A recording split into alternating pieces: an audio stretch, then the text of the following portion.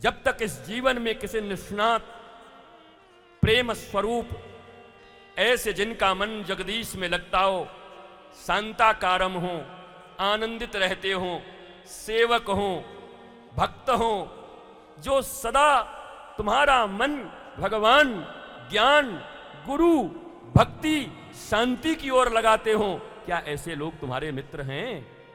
हैं? हैं? हैं? नहीं हैं। कितने लोग तो, ये भागवत की कथा का ऐसा महफिल है कि यहां अगर अज्ञानी भी आकर बैठ जाए और जिसके हृदय में वासना भी है और कहीं कान खुले रह गए, खिड़कियां खोल दी, तो बात बदल जाती है। फ्रांस में 25 साल पहले की बात है। 25 साल पहले एक व्यक्ति था, जॉन, फ्रांस का आदमी था। बरसों बाद उसकी प्रेमिका लौट रही थी पेरिस के रेलवे स्टेशन पे, और वो पेरिस के रेलवे स्टेशन पर खड़ा था, अपनी प्रेमिका का इंतजार कर रहा था। बरसों बाद वो पढ़ाई करके लंदन से वापस आ रही थी, तो वो इंतजार इतना ज्यादा पड़ गया, वहां ट्रेनें लेट नहीं होती पर 20 मिनट लेट हो गई, और वो 20 मिनट उसको 20 युग के समान लगने लगे, और वो बेचैन होके घूमने लगा। उन्हीं दिनों उस पेरिस रेलवे स्टेशन पर एक बच्चा घूमता था और गीता गीता गीता कह के बेचता था, गीता ले लो, गीता ले लो, गीता ले लो, गीता ले लो।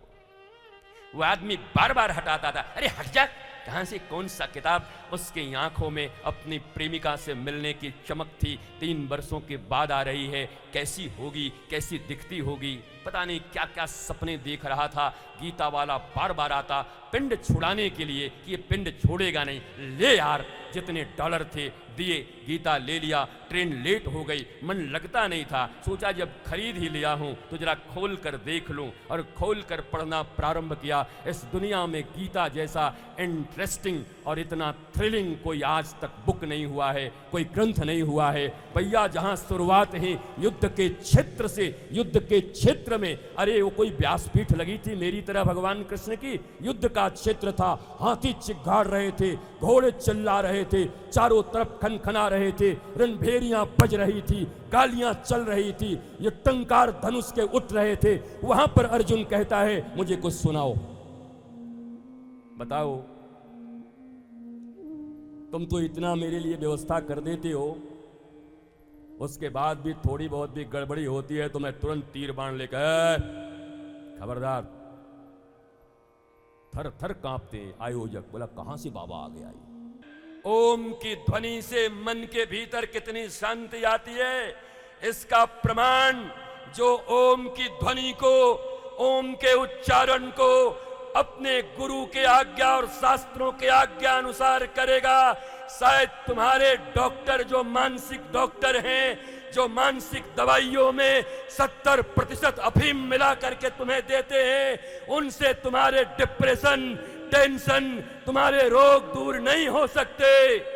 लेकिन कभी किसी संत और सदगुरु के चरणारविंद के रसिक हो गए और तुमसे उस विधि से ओम का उच्चारण मात्र करा दिया, तो कोई टेंशन और डिप्रेशन तुम्हारे जीवन में टिक नहीं सकता। तुम आनंदित हो जाओगे, प्रसन्न हो जाओगे, लेकिन तुम मानते नहीं। अब कौन मनावे तुमको? तुम विदेशियों के गुलाम, तुम लंदन वालों के गुलाम, तुम अमेरिकी पिट्ठू, तुम चाइनीज सामानों में जिंदा रहने वाले लोग, तुम्हारी प्रज्ञा और तुम्हारा प्रबोध सनातन धर्म का, हिंदुस्तान का, केवल झंडे और डंडे से राम राज्य नहीं आने वाला। राम राज्य की परिकल्पना करने के पहले भारतीय शास्त्रों के निष्णात अध्ययन किए हुए उन तात्विक सद्गुरु और तात्विक संतों के शरण में जाकर के अपने तत्व दर्शन को जानना, मीमांसा करना अत्यधिक जरूरी है। वो नहीं करते तुम।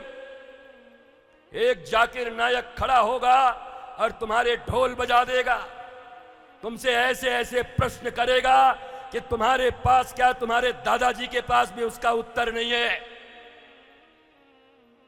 सीखना क्यों नहीं चाहते? जानना क्यों नहीं चाहते?